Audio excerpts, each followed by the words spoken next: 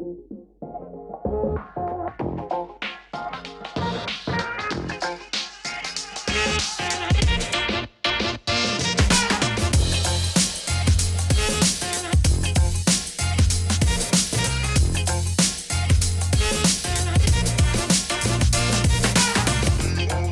the initial stages, so when you joined 2016, you were kind of building out the product, you were trying to take this out to market. What was kind of your, go-to market strategy? How did you guys find, at what point did you realize you had product market fit? And, what were the practices maybe you and your sales team were able to kind of find your ideal customers in that early stages? So one of the things that we did is that we're not your typical company. We don't do things in the typical way as a lot of other SaaS companies or startups who would have gone out and tried to get Series A capital and then dumped a ton of money into marketing, into Google Ads and all that good stuff. And that's kind of traditionally what people have done. Instead, we took the opposite approach. In fact, in many ways, is that we focused very much on the product itself, and we poured all of our time and resources and energy into making the product be the best product that it could possibly be, again, to empower salespeople to be successful and companies to be successful. So we took a very kind of, if you like, a steady approach of focusing on the product and then going out to market with maybe a content marketing and educational approach. And that's how we started to attract in initial customers, because people could see the difference in the CRM and the difference in our approach, and that we were really heavily invested in improving sales performance and helping professionalize sales and really supporting what we see one of the most critical audiences out there of salespeople, because let's face it, sales is your interface with the market. And so you can have all the fancy marketing slogans and everything in the world and strategies, but at the end of the day, most customers interact with your sales team initially, and that's where they really kind of get the culture of your organization. So we focus very heavily on the product. We worked really closely with our customers. We continue to build up the product to where it's the best product it could possibly be, best product on the market. And then through content marketing and other kind of innovative ways, we reached out and found our ideal customers. Cool. So very kind of product-led growth is kind of what you've been focusing on. Yeah. Right. Yeah. So you mentioned you previously worked with that firm. I can't remember the name that developed, that spin selling. Hathaway. So they developed a spin selling method. I've read that book, awesome book that I think, everybody should read. It's been a few years since I read it. Do you still believe in, that method being still most effective today, or do you think things have changed, or do you recommend anything else? Yeah. No, I mean, I would still recommend people because at the end of the day, the essence of spin selling is asking good questions and listening to the answers and then going deeper. So it's a nice methodology, and it's a nice framework for helping you go deeper with the prospect and really understand their needs and make sure that you're not jumping in on the first thing that a prospect mentions and trying to solve that problem, because that may not be a problem that they care to solve or has any urgency around it. So I would highly recommend people doing that. I also think that that you can really stand out today as a salesperson if you have good questioning techniques, if you have good research techniques. So I think today's successful salesperson is part researcher, part micro marketer, and then business acumen is a huge part of it. And then being able to ask really good questions. And I think, and it sounds so simple, and you hear it all the time, people say like, good sales or top salespeople ask really good questions, but it's the truth. They do ask really good questions, and they listen to the answer, because that's the important part. They also listen to the answers, and then they dive down, they dive in a little deeper and expand upon things, etc. And therefore that becomes a valuable dialogue in itself. And I think that's the important thing, that you actually are creating value from the get-go through the interactions and conversations you're having with the prospect. So yeah, I would highly recommend it. I think obviously times have changed, but I think that fundamental, the more things change, the more some things stay the same. Right. Yeah. I mean, that's a good word to use, conversation, right? It's not just it's not just 30 minutes of you giving a demo and talking continuously nonstop and not giving people a chance to say anything. Any other kind of unconventional sales tips, strategies, maybe you can recommend to our audience? Because I have a lot of SaaS founders maybe are not as experienced on the sales front, but maybe they want to start implementing it, or things they can try out themselves. Yeah, I mean, I think one of the other things is to really kind of identify who your customer is, frankly. And I think that sounds like kind of trite, but it's not. It's I think especially for people when they're starting off and that, that tends to be like, everybody's my customer because I just want as much business as I can get. I think really narrowing down and understanding who your buyer is incredibly important. Yeah, I agree with that 100%.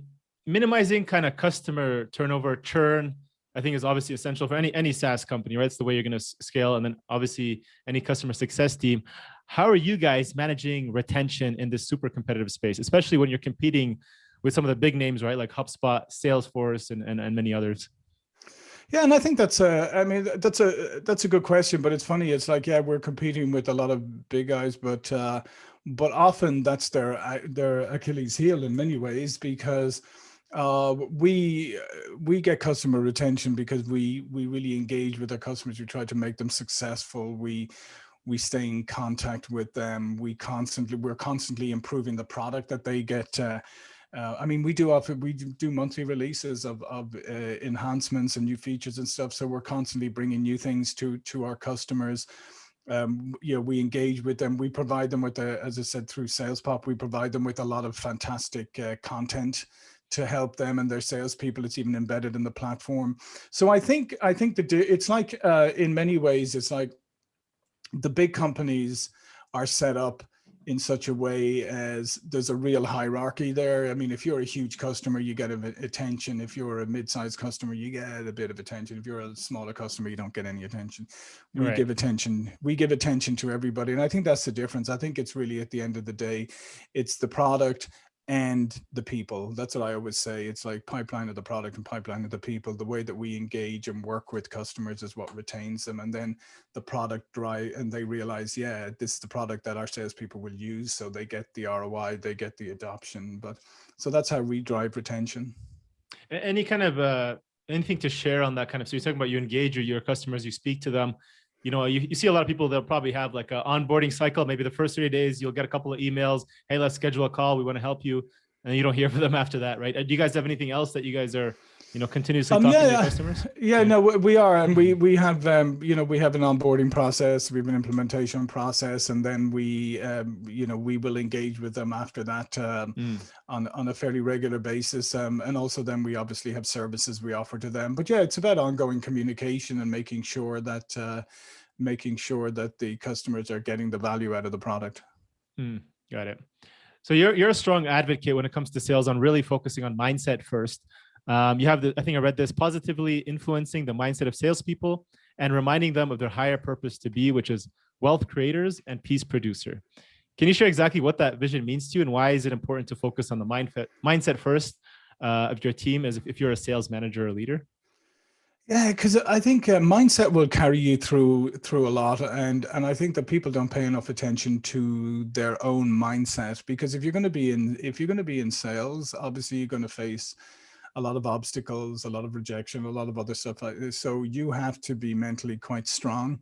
So I think mindset is incredibly important. And I think if you come from a service mindset, then it's not just for sales, but for the whole company. If you come from a mindset of, okay, how can I help this person? How can I help this company? How can I provide a solution that's going to benefit them? And you put yourself in a service mindset, I think that's incredibly important, and that will carry you through a lot, because if you're coming at the point of view that I'm trying to help somebody, it's a lot easier to navigate the bumps in the road than if you're just coming at it from the point of view of how can I close this deal.